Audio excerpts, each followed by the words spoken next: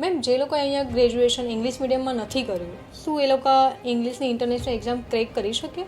Definitely, કેમ ના કરી શકે. અહીંયા ડીવિવિડમાં આવા સ્ટુડન્ટ્સના બહુ બધા એક્ઝામ્પલ્સ છે જે લોકોએ ગુજરાતી મીડિયમમાંથી ભણ્યું છે, એ લોકોનું ગ્રેજ્યુએશન ગુજરાતી મીડિયમમાં છે, બટ સ્ટીલ એ લોકોએ હાર્ડવર્ક કરીને અહીંયાના સ્પેસિફિક મેથડ અને સ્ટ્રક્ચરના લીધે બહુ બધા student, I must say maximum 90% students Gujarati મીડિયમના છે અને એ લોકોના સારા એવા સ્કોર્સ આવ્યા છે.